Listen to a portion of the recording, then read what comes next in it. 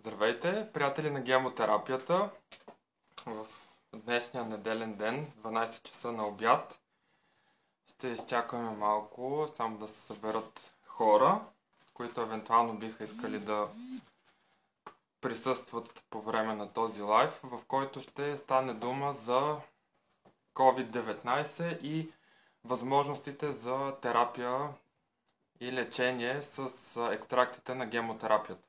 Тъй, че изчакваме още малко, защото темата е важна в момента за всички, интересна и предполагам, че ще бъде полезна да разберете как по още един начин, и то природен начин, абсолютно чист и безвреден, да се помага на имунната ни система да се справи с това заболяване. Тъй, че нека изчакаме още малко да се появят и други хора, които искат да гледат. През това време, ако случайно някой има въпрос, може да го зададе. Ако има някакво питане или информация, която иска да получи по време на самия лайв. Вече изчакваме още малко. Една минутка. Надявам се повече хора наистина да го гледат това нещо, дали сега, дали в последствие, защото информацията, която ще предоставя, е поднесена основно от експерти в областта на гемотерапията, които в момента се занимават с COVID болни пациенти, и резултатите, които имат, наистина са доста добри. Затова надявам се повече от вас да се включат. Сега ще започна основно с познатите вече симптоми, които проявяват болните от COVID-19, като в началото искам да подчертая, че децата определено разболяват се и деца, но при тях самото заболяване протича много по-леко, в повечето случаи по-безсимптомно, отколкото при възрастните. И затова е малко по-трудно различимо, още повече в този сезон, когато по принцип върлуват настинки и други грипни вируси, нищо че в момента ни убеждават, че освен коронавируса няма абсолютно никакви други болести навън, но със сигурност това някой има такава умишлена цел, за да го прави. Да си мислиме, че само единствено, когато се разболеме, то ще бъде от COVID, да си купиме разни лекарства, да си направим скъпите тестове и така нататък. Да останем за известно време без работа, вкъщи заключени, изолирани, потиснати. Много добре звучи този план. Основните симптоми, които наблюдаваме, са предимно хрема, загуба на обоняние, което вече съм сигурен, че повечето от нас знаят за този симптом. Загуба на вкус, вкусовите рецептори също отказват. Задух при дишане, нямаме възможност напълно да използваме кислорода, който вдишваме. Наблюдава се една бърза умора или цялостна умора по време на заболяването и след него също остава такава остатъчно усещане за умора. Има случаи, в които хората съобщават за изтръпване, усещане за тръпнене в долните крайници, което отново се дължи на невъзможността на оросяване на крайниците или насищане на кръвта с кислород. А пък оттам вече и самата обмяна на веществата в организма ни се затруднява и се нарушава, но най-честото е загубата на обоняние. Когато се получат влошавания или заболяването се задълбочи, хората развиват пневмония, висока температура, а също може да се наблюдава и разстройство и крампи в коремната мускулатура. Пневмония също така може да бъде диагностицирана и при хора, които изкарват заболяването много леко. Хора с силна имунна система, които проявяват обективно, да речем, само симптом като хрема, кашлица или загуба на обонянието.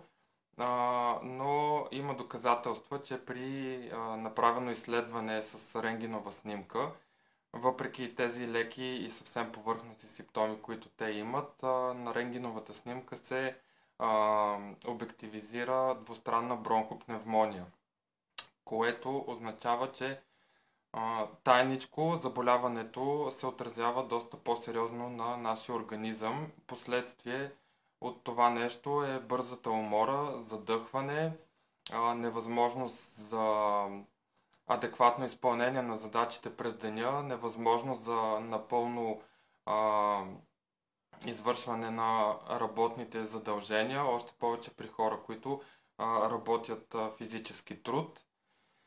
За тези, които работят в седнало положение пред компютъра, те може и да не разберат въобще, защото като цяло не се движат кой знае колко. И за тях покоя е едно нормално състояние през деня и по никакъв начин може и да не разберат, че им е трудно да дишат. Особено хора пък, които са и пушачи, при тях още повече положението и състоянието може да се влоши. Но да си мислят, че това е нормално, защото си пушат цигарки, защото не се движат така или иначе и за тях това да е едно нормално състояние, което обаче никак не е нормално.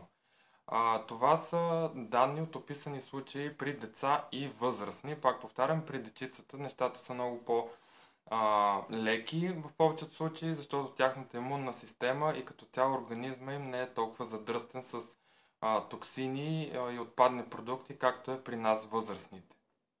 Тоест те много бързо успяват да, да се справят с болестта, по-бързо да се изчистят. Естествено и на тях им е необходима някаква помощ. Няма как да ги оставиме без подкрепа в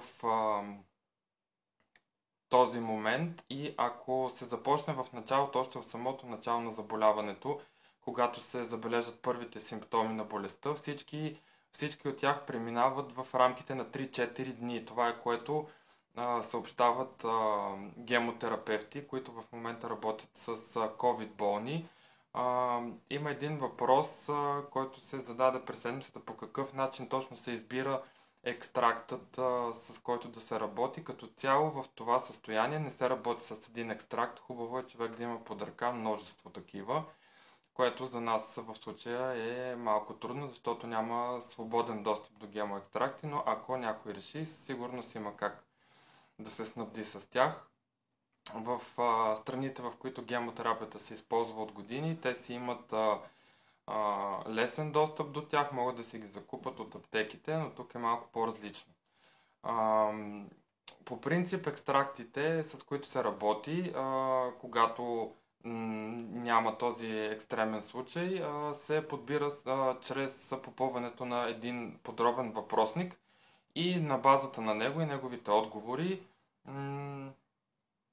избираме точно кой екстракт трябва да се приема, но в този случай на COVID-19 се работи чисто симптоматично, като в повечето случаи симптоматиката при хората всеки ден се сменява. В единия от дните имат главоболие, на следващия ден то изчезва, но се замества и се появява, да речем, умора, задух или някакъв друг симптом.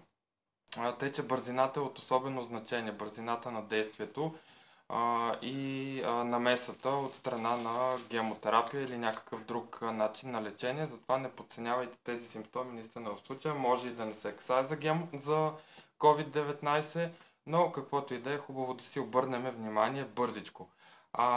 Друг съвет, който гемотерапевтите дават в този случай, ако няма подобрение до 5-6 дни, да се направи кръвен тест, в който нормален кръвен тест, не за COVID-19 или за антитела, в който се следи нивото на C-реактивния протеин. Друго, което се наблюдава често е, че хората са потиснати и депресирани от състоянието, в което се намират, от цялото това облъчване с негативна информация, енергия, което получаваме в момента, умората, допълнително невъзможността да се извършват нормалните дейности през деня, които по принцип човек си върши. И поради това в повечето случаи бъбреците са първите органи в нашето тяло, които страдат. Това е общо взето като правило, винаги когато човек се разболее от някакъв вирус, настинка или грип, бъбреците са първите органи наистина в нашия организъм, които страдат и за тях трябва да се даде допълнителна подкрепа и помощ. Също така се наблюдават и нарушения в изхождането. Има при възрастни особено. Те съобщават за моменти на разстройство или диария. В следващия момент се преминава към запек. И тези две състояния често се редуват, даже се появява и пропуск в ходенето по голяма нужда, може от ден или два, което допълнително утежнява състоянието, защото по този начин се натрупват токсини в организма, които пречат на бързия оздравителен процес. Следващата точка или основно нещо, което трябва да се спомене, са някои от екстрактите, които се използват в този случай. Липата е един от екстрактите. Сега съм донесъл някои, които да може да видите. Ето, по този начин изглежда екстрактът от липа, на английски Silver Lime, като неговото основно въздействие е върху нервната система, има успокояващо въздействие, за да може да се намалят тези стресиращи моменти, когато човек се разболява, защото от особено значение е и емоционалното здраве на всички в този момент. Да успеем по някакъв начин да се справим с емоционалната компонента. Касисът също е един от екстрактите, които се използват. Ето го и него, Black Currant на английски. Той е основен противовъзпалителен екстракт, който се взима в началото на всяко заболяване, особено на простудни и грипни състояния, за да се подсили действието на имунната система. Черната калина. Тя пък, ето е черната калина, лити. Тя има изразено въздействие върху белодробната тъкан, върху дихателната система, върху мукозните мембрани, образуването на слуз и улеснява дихателната функция. И това е наистина един основен екстракт, който се използва по време на COVID-19 заболелите. Лешникът е екстракт, който се прилага вечерно време. Ето го. Hazel. Това е екстракт, който се използва предимно вечер, за да се успокои дихателната функция, да се отворят белите дробове и да може по-спокойно да се диша, а също така отново има успокояващо действие върху нервната система, тъй че предимно вечер се взима. Много често този екстракт се прилага при малки деца. Орловият нокът е отново екстракт, който се прилага за подобряване работата на дихателната система. Като цяло виждате, че повечето екстракти са насочени върху улесняване работата на белите дробове, тъй като основното засягане от COVID-19, което се получава, е именно върху тях. И последният екстракт, който съм донесъл днес да ви покажа, е екстрактът от облепиха. Той е изключително концентриран с витамини и флавоноиди. Също така се отразява благотворно върху работата на мозъка, като прояснява неговата дейност, подобрява паметта и е много подходящ при хора в напреднала възраст, които пък са една от групите най-потърпевши и най-лесно и която най-лесно се засяга, тъй че наистина облепихата е един много силен екстракт с предпазващо протективно действие на нашата имунна система. Други, които могат да се добавят, са екстракта от дъб, от шипка, от смокиня. При разстройство тя защитава връзката между мозъка и стомаха. Разстройството го успокоява. Също така симптоми като рефлукс или киселини помага и при тях. И по този начин, използвайки екстрактите на гемотерапията, се избягва приложението на антибиотици. При повечето хора, които прибягват до гемотерапия, антибиотиците въобще не се намесват. Още повече, предполагам повечето от вас знаят, че антибиотиците не помагат при вирусни заболявания. Те се използват, когато има бактериална инфекция в организма и незнайно защо нашите лекари ни лекуват с антибиотици при вирусни заболявания, но това е друга тема.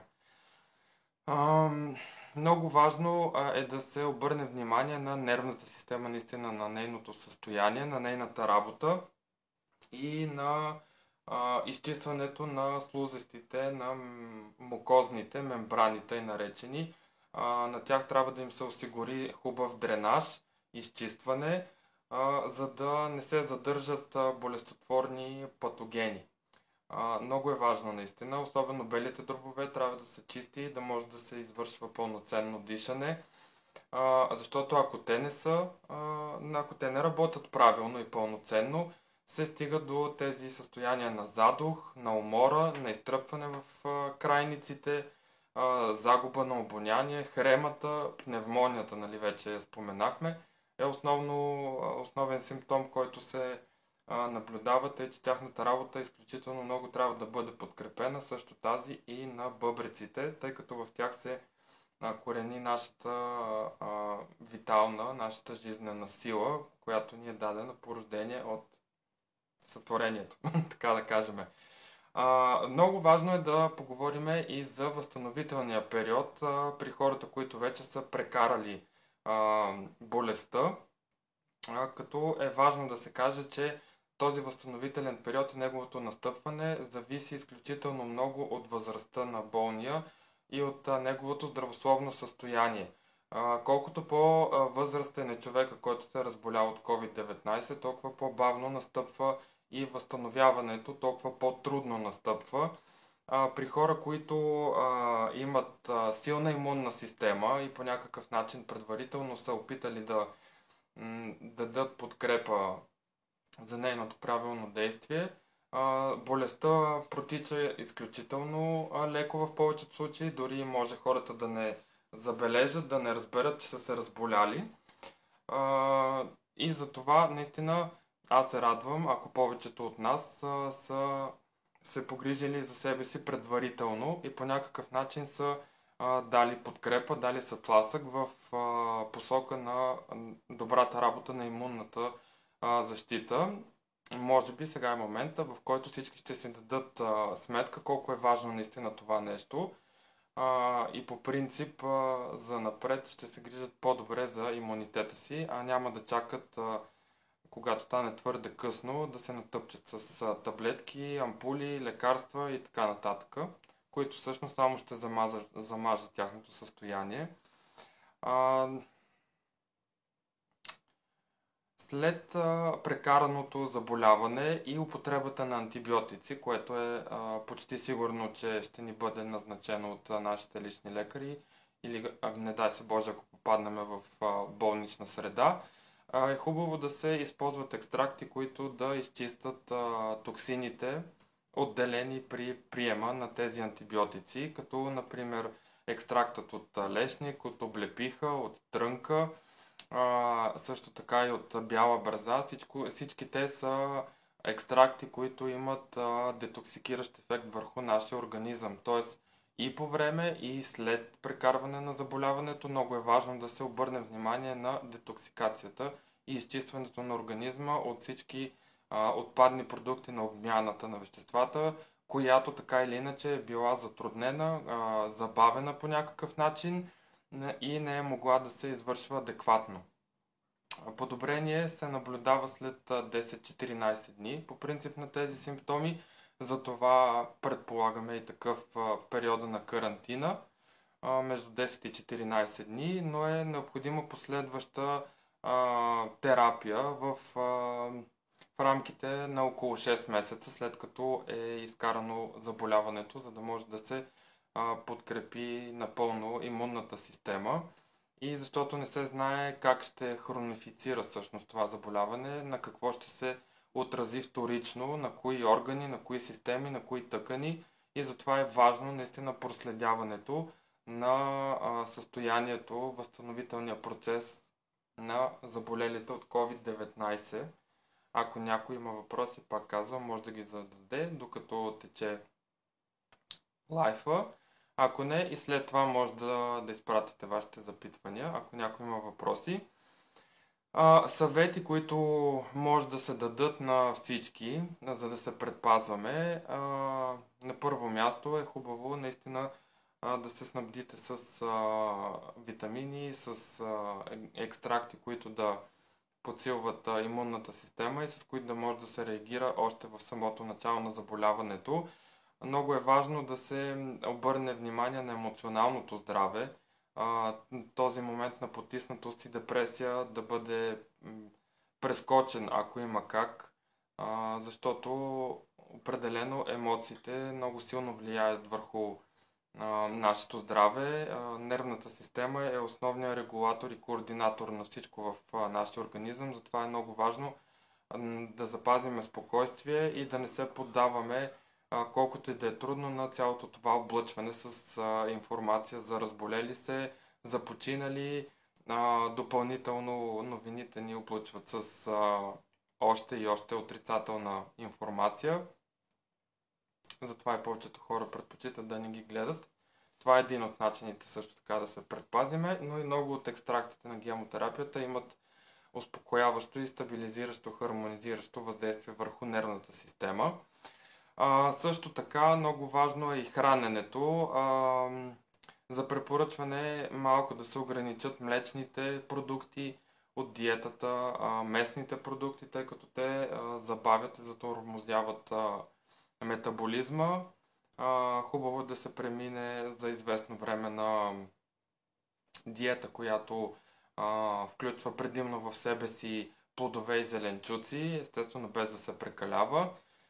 Просто някои неща трябва да бъдат ограничени, препоръчва се да бъдат ограничени за сметка на други, за да може по този начин ние да подпомогнем работата на нашия организъм. Наистина това е един елементарен механизъм, който може да използваме, за да си помогнем сами. Друго, което може да направим като превенция, са упражненията. Дори да не сме фенове на фитнеса, на спортуването, на голямата физическа активност, хубаво е да се правят поне 10 на 15 минути на ден упражнения, за да може да се подобрява циркулацията на кръвта, кръвообращението, лимфообращението. По този начин да може да се изчистват токсините от организма, да се извеждат от тях с ходенето по малка и голяма нужда. Други съвети, които са много важни: взимайте си необходимото количество почивка за деня. Спете пълноценно, колкото и да е трудно. Когато имате нужда от почивка, почивайте си. Наистина сънят е времето, в което нашият организъм се възстановява, времето, в което силите ни се връщат и работата на нашите вътрешни органи се нормализира. По време на сънят също така се образуват и редица важни хормони, които регулират действието на организма ни и на органите ни. Важно е да се пие вода, като количество горе-долу около 4 литра на ден при възрастните, за да може да се поддържа правилната работа на метаболизма ни. Също така при хората, които не са карантинирани, като превенция, се препоръчва разходката навън, колкото и да е странно. Наистина важно е в момента да дишаме чист въздух, да проветряваме помещенията, в които се намираме.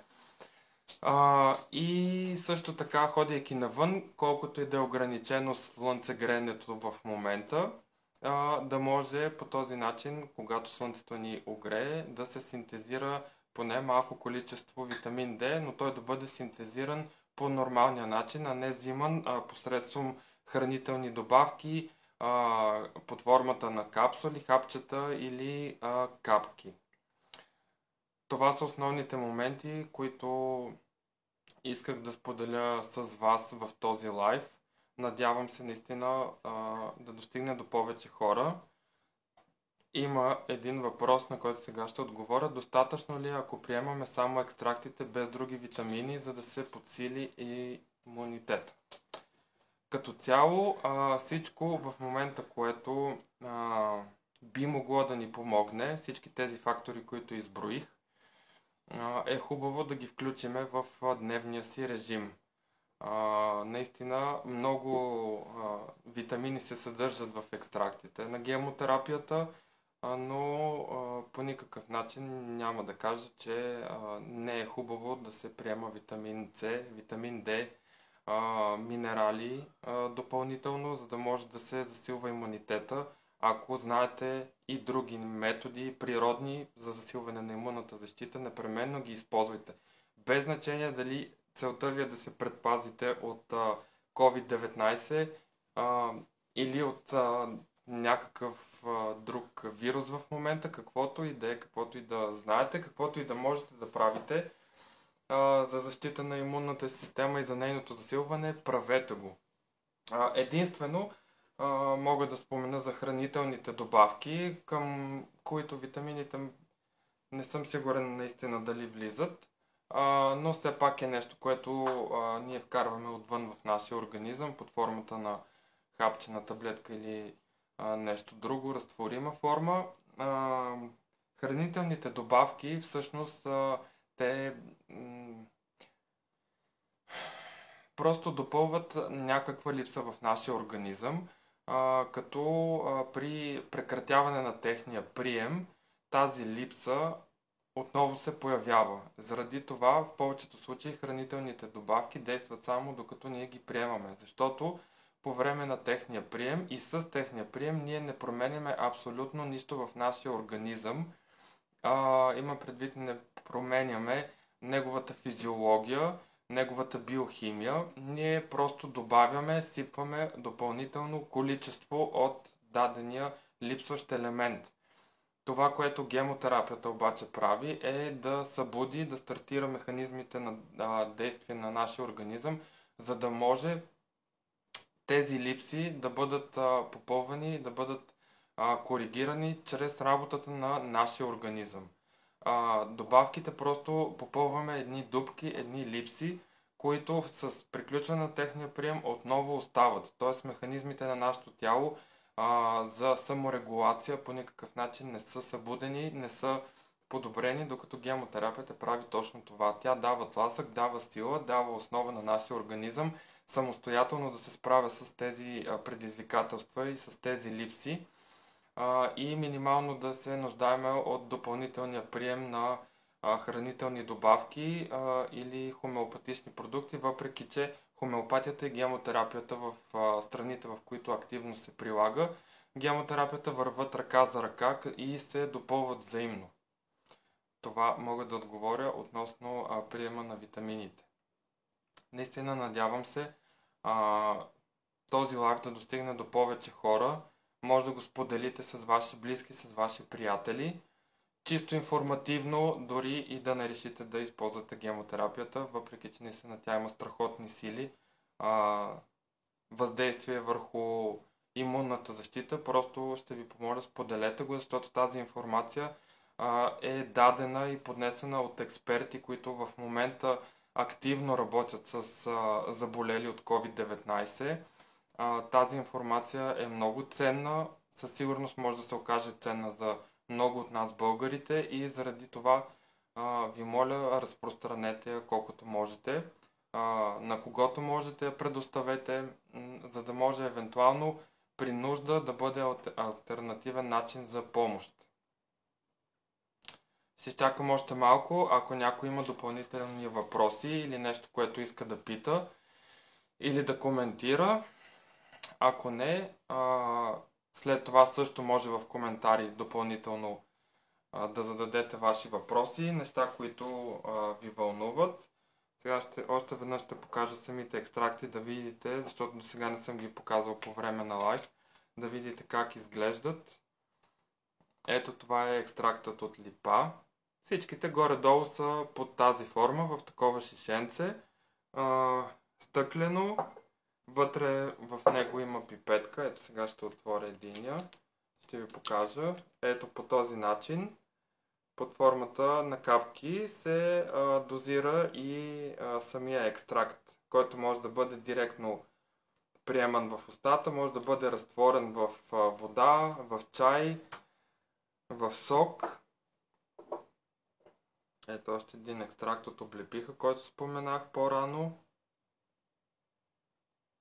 Да ви бъдат просто познати, да знаете как изглеждат. Ами, радвам се за днешния лайв, че успяхме да го осъществим. Благодаря много на всички, които се включиха. Благодаря и на въпроса, който беше зададен. Отговорих и на този, който през седмицата ми беше зададен. Кой точно екстракти, как се избират. Надявам се наистина тази информация да бъде важна и да достигне до повече хора, на които да може да помогне. Пожелавам ви приятна неделя, приятен следобед и ще се видим скоро отново. Всичко добро!